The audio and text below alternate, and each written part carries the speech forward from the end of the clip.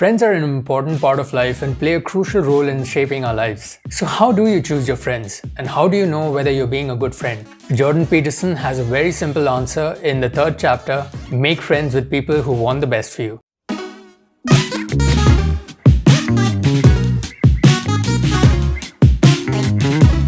Hi, I'm Sutirtho. I like to read and I'm learning to share. In this channel, my aim is to dive deep into book chapters and distill them down into the simplest actionable things that we can do in our day-to-day life. If these videos help even a single person figure out some things in their lives, I will consider this channel successful. So let's begin. This chapter gives us a brief glimpse about Jordan Peterson's childhood and how he and some of his friends evolved over a period of time under very different circumstances. The 3 main points in this chapter for me are these. First, repetition compulsion. Second, rescuing the damned. And third, reciprocal arrangement. Let me start with the first point. Jordan Peterson gives us a brief comparison of his life with 2 very different sets of friends. His first set of friends took him to parties where doing anything productive was just not considered cool. During this period, Jordan Peterson himself didn't consider himself to be in the most growth-oriented phase of his life. He lived only with the knowledge that he wanted to get out of that circumstance of living in a small town village in Canada. His second set of friends were very different though. They aimed upwards, and their behavior enforced Dr. Jordan Peterson's own motivation to aim upwards in life. During this period, he ran a student union, started a newspaper, and made money on side hustles. From there on, Jordan Peterson eventually went on to become a thought leader in his field, whereas one of his early party friends ended up killing himself late in his life.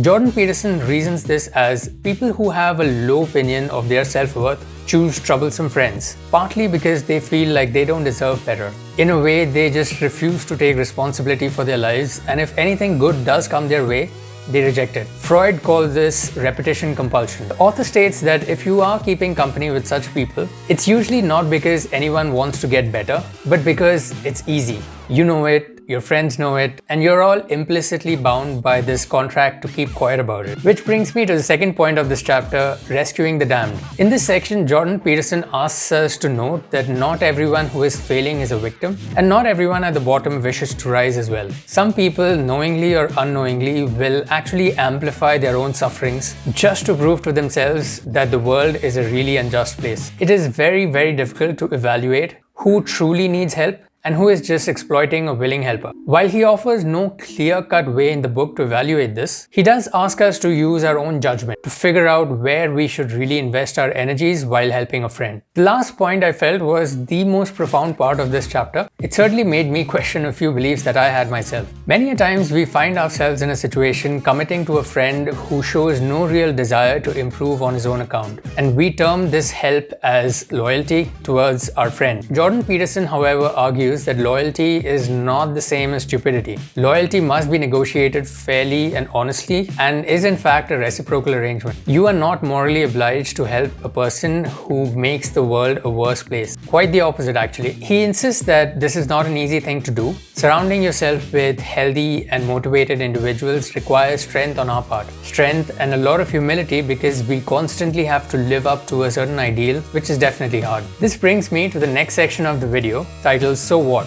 where I discuss practical applications of how to use this chapter in our day-to-day lives. When I read this chapter, to be honest, I was very uncomfortable with the idea of selecting and judging our friends. After rereading the chapter, I realized that's not exactly what Jordan Peterson is asking us to do. He's just asking us to be a little selective in where and whom we spend our time with. For most people, like me at least, their friends are selected by a mixture of coincidence and an evolving level of comfort with certain people. Most people usually have the good sense to stay away from people that they're not comfortable with. Hence, I was a little intrigued as to why Jordan Peterson chose this rule of actively selecting or choosing your friends as one of the 12 rules for your life. I have a feeling it comes from his history of clinical practices, where he comes across patients that are mostly extreme cases and have witnessed friends who have really been a bad influence on them. These points are obviously very subjective, and